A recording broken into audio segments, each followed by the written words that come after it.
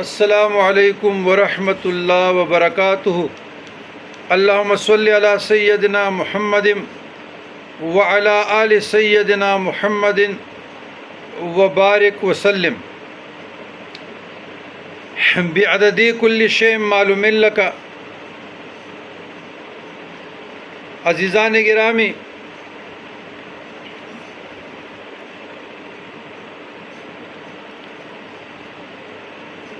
یہ ایک ایسی کیمیائے سعادت دعا ہے، پہلے بھی میں نے عرض کیا تھا، لیکن اس کے ساتھ کیونکہ ایک دعا اور ہے تو دونوں کو اگر اکٹھے کر لی جائے تو بہتر ہے۔ پہلے بھی یہ دعائے مقاتل میں نے ویڈیو میں کی تھی، لیکن وہ علیحدہ سے تھی۔ امام مقاتل فرماتے ہیں، اور یہ حوالہ شاہ محمد غوث گوالیاری کا کوٹ کر رہا ہوں، کہ جس کسی کو بحضرت قادر ذوالجلال کوئی حاجت دینی و دنیاوی پیش ہو تو اس کو چاہیے کہ جمعہ کی رات کو 100 بار یہ پڑھا کرے، اور اپنی چاہت اور اپنی حاجت چاہے اگر اس کی حاجت پوری نہ ہو تو مقاتل کی قبر پر لعنت کرے۔ اب بات یہ ہے کہ یقین کامل کی ضرورت ہے۔ شب جمعہ کے لیے آپ نہائے، صاف ستھرے کپڑے پہنے، خوشبو لگائے، 2 رکعت صلاۃ حاجت پڑھے۔ آپ کو اللہ عز و جل، اللہ سبحانہ و تعالیٰ سے کوئی حاجت ہو یا مخلوق سے ہو، تو بحوالہ شاہ محمد غوث گوالیاری رحمۃ اللہ علیہ کہ یہ دعا 100 مرتبہ پڑھے۔ تو امام مقاتل رحمۃ اللہ علیہ سے کوٹ کرتے ہیں، اگر اس کی حاجت براری نہ ہو تو امام مقاتل کی قبر پہ لعنت کرے۔ لا حول ولا قوت الا باللہ۔ اتنے برگزیدہ ہستیوں کے منہ سے اتنے بڑی کلمات جب بول نکل رہے ہیں، اور پھر بھی ہم صدق کے دل سے اس پہ عمل نہ کریں تو کمی ہم میں ہے، ہمارے اعمال میں ہے، ہمارے یقین میں ہے۔ تو یہ جمعہ کے لیے خاص عمل ہے، دعا بھی بڑی مختصر ہے۔ تو بعض لوگ کہتے ہیں کہ جی آپ ڈسکرپشن میں، تو میرے بھائی ڈسکرپشن میں کس دعا کو ڈالوں گا؟ جس کو ضرورت ہے واٹس ایپ پہ واٹس ایپ کرتے رہیں اور ہم ادھر بیچتے رہیں گے۔ اچھا، اس کے ساتھ ایک دعا دوسری ہے، وہ عام حالات میں آپ پڑھ سکتے ہیں، برائے دفع خطرات باورات اجنبیہ۔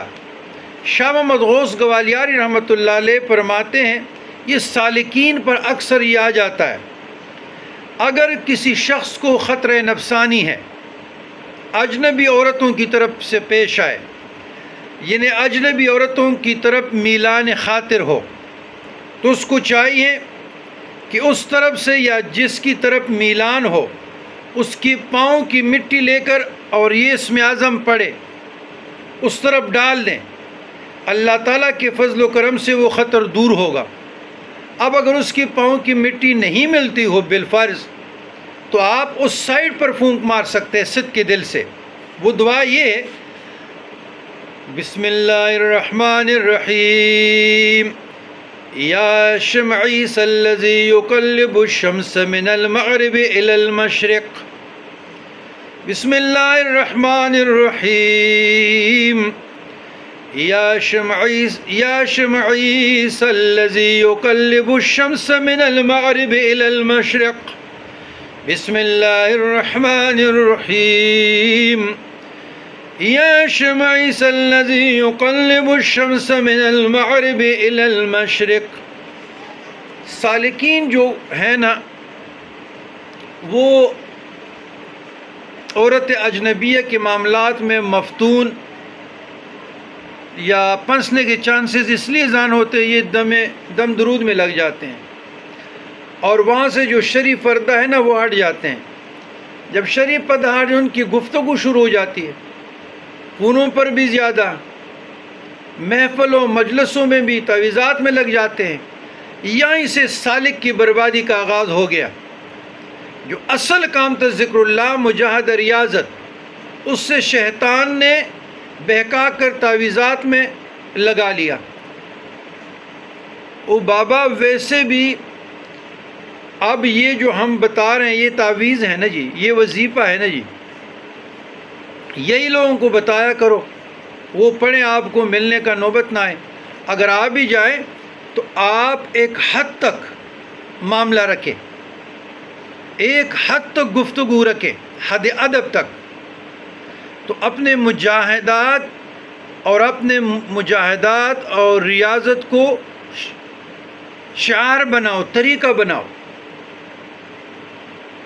لیکن بہت لوگ کہتے ہیں ہم جی یہ اذکار کرتے اثر نہیں ہو رہا۔ او بابا اذکار کے اثر ہو رہے ہیں، آپ اس لیے نہیں ہو رہے ہیں کہ آپ کے خیالات پر آگندہ ہے، منتشر ہے۔ 100 بتوں کو تو آپ پوچھتے ہیں، کبھی گاڑی کو پوچھتے ہیں، کبھی آپ پلاٹ کو پوچھتے ہیں، کبھی آپ مکانوں کو پوچھتے ہیں۔ جہاں آپ مثلا سوشل میڈیا پر کسی گاڑی کو دیکھتے ہیں، آپ کہتے ہیں میرے ساتھ یہ گاڑی ہونی چاہیے، میرے بچوں کے ساتھ ہونی چاہیے، میرے پاس ایسا مکان ہونا چاہیے، میرے بچوں کے پاس ہونے چاہیے۔ تو یہی تو فتنہ آزمائش کہ آپ کو شیطان نے رستے سے بے رستہ کر دیا۔ اس سے اور زیادہ سہل الفاظ میرے ساتھ نہیں ہیں۔ تو کہاں آپ صاحب کشف ہو جائیں گے، صاحب حال ہو جائیں گے؟ بڑا مشکل ہے، بڑا مشکل ہے۔ یکسوئی کی ضرورت ہے، تنہائی کی ضرورت ہے۔ ایک صوفی کے لیے کم از کم 3 اوقات پہ حفاظت ان کے لیے فرض ہے۔ بزرگان دین فرماتے ہیں عصر سے مغرب تک، صبح کی نماز سے طلوع آفتاب تک، اور رات کے تہجد کے وقت، اگر تہجد کے وقت بالفرض آپ اویلیبل نہیں ہیں، یعنی نیند ہے، تھکاوٹ ہے، تو پھر عشاء کے بعد جو تہجد کا 1 گھنٹہ ٹائم ہے وہ اذکار کے لیے خاص کیا جائے۔ تو ان 3 وقتوں کی حفاظت صوفی پر فرض-عین ہے۔ یہ نہیں ہے کہ وہی بات کہ مجھے پلان عامل نے کہا کہ جی 7500 یا 8000 یا 11000 بھیج دو اور پلانہ سورت کو نا 5000 مرتبہ پڑھو، اتنی زکوٰۃ دے دو، اور سورہ طارق کو پڑھو، سورۃ قریش کے پڑھو، اس کے 1000 موکلات آ جائیں گے اور جنات آ جائیں گے۔ موکل غیر اللہ ہے، جن غیر اللہ ہے۔ اس کی پہلی بات میں نفی ہو گئی کہ انہوں نے اللہ کو چھوڑ کر آپ کو غیر اللہ پہ لگا دیا۔